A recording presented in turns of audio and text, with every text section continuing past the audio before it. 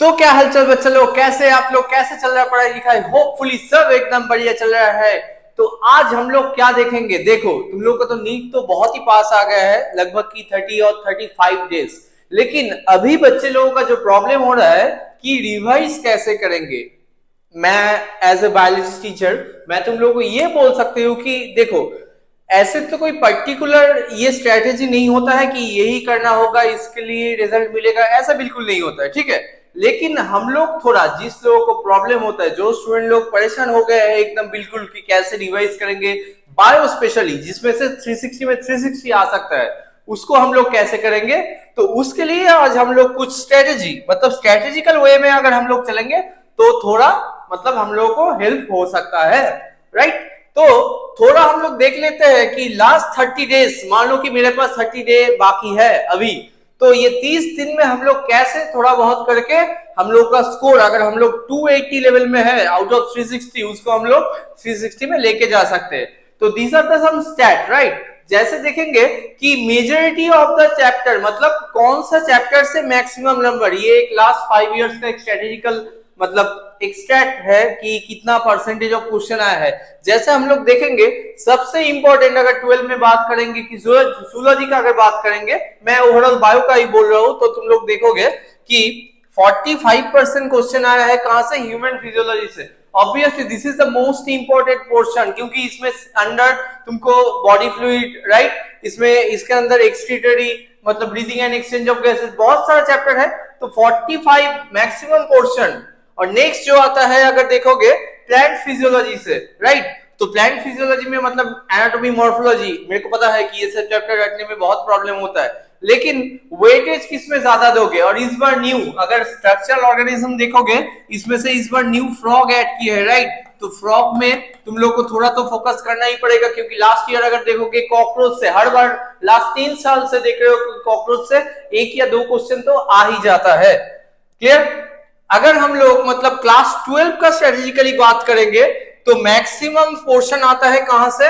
Genetics से। Genetics and evolution, मतलब evolution और जेनेटिक्स। जेनेटिक्स का देखोगे इसके साथ हार्डी वेनबर्ग इवोल्यूशन का जो पार्ट है ये रिलेटेड है, राइट। तो जेनेटिक्स में मतलब जेनेटिक्स नॉट ओनली सिर्फ मेंडेलियन, राइट, मैं यहाँ पे मॉलिक्यूलर बेसिस का भी बात कर रहा हूँ जिसमें से मैक्सिमम क्वेश्चन आता है। उसके बाद अगर देखोगे तो ह्यूमन रिप्रोडक्शन। ह्यूमन रिप्रोडक्शन ये बस हम लोग जानते हैं कि ह्यूमन रिप्रोडक्शन पढ़ेंगे हो जाएगा, लेकिन नहीं, इसके साथ मतलब रिप्रोडक्टिव हेल्थ, मतलब तीनों 4 चैप्टर का एक साथ क्वेश्चन आता है। रिप्रोडक्टिव हेल्थ का अगर बात करेंगे, इसके साथ जो हम लोग का क्लास 11 का chemical coordination, right, neural control, ये 3 चैप्टर का मिक्स करके क्वेश्चन आता है, ठीक है। तो ये सब चैप्टर जो है थोड़ा सा वेटेज देके पढ़ना होगा। इसके बाद ecology and environment, right. Ecology environmental issue तो वैसे करके हटा दिया है, लेकिन इकोलॉजी का जो पोर्शन है मतलब इकोसिस्टम, ये सब जो पोर्शन है इसमें से भी maximum. Biology and human welfare, मतलब ऐसे तो नहीं, माइक्रोबायोलॉजी जो है, जो मेनली जो माइक्रोब्स इन ह्यूमन वेलफेयर है, उस पोर्शन से भी कुछ क्वेश्चन आ जाते हैं, राइट। तो अगर ह्यूमन फिजियोलॉजी को हम लोग उधर से फोकस करेंगे, और बॉटनी में देखेंगे, जैसे देखोगे कि एनाटॉमी मॉर्फोलॉजी से प्लांट किंगडम से अच्छा खासा क्वेश्चन आता है। उसके साथ अगर क्रिटिकल क्वेश्चन की बात करोगे तो मतलब फोटोसिंथेसिस, रेस्पिरेशन इन प्लांट्स का जो एटीपी कैलकुलेशन, ये सब पोर्शन बहुत ही इंपॉर्टेंट है। तो पढ़ाई के टाइम हम लोग कौन सा चीज में ज्यादा फोकस करेंगे? जैसे देखोगे कि अभी तुम लोगों के पास कुछ भी नोट है, मतलब क्लास नोट तुम्हारा हो गया, तुम कहां पे किसी का भी कोई भी टीचर का नोट से पढ़ रहे हो, लेकिन अभी स्टिक करो एनसीईआरटी में, ठीक है।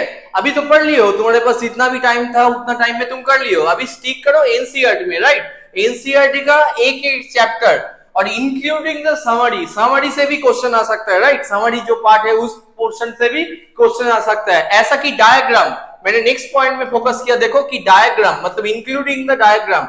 और रिवीजन कैसे करना है, मतलब तुम्हारे पास अभी तो ऐसा नहीं है कि एक एक दिन में एक एक चैप्टर बैठ के पूरा पढ़ेंगे, ऐसा नहीं है। ऑब्वियसली तुम लोगों के पास एक शॉर्ट नोट, मैं फर्स्ट दिन ही बोला था कि पूरा चैप्टर को सम अप कर लो 2-3 पेज में, 1-2 पेज में, तो वो शॉर्ट नोट टाइप, मतलब तुमको ऐसे होना चाहिए कि एनसीईआरटी पूरा दिमाग में होना चाहिए। जैसे तुमको पता है कि इस पेज नंबर में राइट साइड में ये डायग्राम है, लेफ्ट साइड का नीचे में ये पोर्शन लिखा हुआ है। एनसीईआरटी बायो में, स्पेसिफिकली बायो में ऐसे करना पड़ेगा। और मॉक टेस्ट, अभी तो तुम लोग कोई ना कोई टेस्ट तो दे रहे हो, कहां पर भी हो, तो तुम लोग तो वो टेस्ट दे ही रहे हो, राइट? तो वो मॉक टेस्ट बहुत ही इंपॉर्टेंट है। जितना भी तुम लोग टेस्ट दोगे, बहुत बच्चा होता है नहीं घर में बैठ के पढ़ाई करेंगे, ये बहुत गलत स्ट्रेटेजी है। तुम टेस्ट तो टेस्ट में जो क्वेश्चन प्रॉब्लम हो रहा है उसको जाके तुम एनसीईआरटी में फिर से सम अप करो या एक बार रिवाइज कर लो टेस्ट में जो पोर्शन। क्योंकि मान लो तुम्हारा ह्यूमन रिप्रोडक्शन ये जो चैप्टर है 90% रेडी है, 10% पोर्शन में तुम्हारा गलत होता है।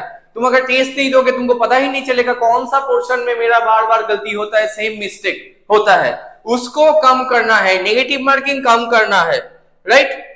नेक्स्ट में अगर हम लोग बात करेंगे कि सिर्फ टेस्ट देने से भी नहीं होगा। मैं टेस्ट दिया बैठा गया बस, मैं तो 50 टेस्ट दे दिया, लेकिन मैं एक भी टेस्ट का एनालिसिस नहीं किया। तो एनालिसिस करना बहुत इंपॉर्टेंट है, और एनालिसिस करने के टाइम तुमको ये जो एनसीईआरटी का लाइन है ये एग्जामिनर पॉइंट ऑफ व्यू से देखना है। कि मैं अगर कोई भी एग्जाम का एग्जामिनर होता, मेरे को अगर बोलता कि क्वेश्चन सेट करने के लिए, मैं कैसे क्वेश्चन सेट करता। एक क्वेश्चन इस साल या पिछले साल अगर मानो कि आया है स्टेटमेंट बेस्ड, इस साल वही हो जाएगा एसेशन रीजनिंग, तो ये क्वेश्चन अगर एसेशन रीजनिंग हो जाता तो कैसे हो सकता, ये क्वेश्चन अगर मैच द फॉलोइंग हो जाता तो कैसे होता। ये बहुत important. Silly mistake question, bio में दो चीज चाहिए, राइट? बायो में अगर बात करेंगे तुमको एक्यूरेसी भी चाहिए, स्पीड भी चाहिए, दोनों में 30 या 40 मिनट्स में पूरा बायो कंप्लीट करना है, फिर जाके फिजिक्स एंड केमिस्ट्री में टाइम मिलेगा थोड़ा बहुत, राइट?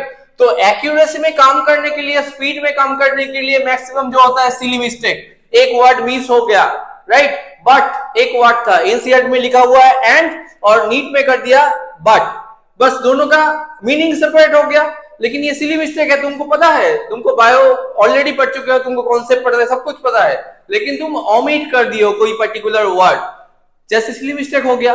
ऑप्शन, मैंने एक ऑप्शन पढ़ के, मेरे तो मॉक टेस्ट में ये क्वेश्चन आया था, मेरा नीट में भी यही क्वेश्चन होगा, तो मैं मॉक टेस्ट में तो ये ऑप्शन में क्लिक किया था, मेरा को याद हो गया है ऑप्शन, तो मैंने उसी ऑप्शन में क्लिक कर दिया।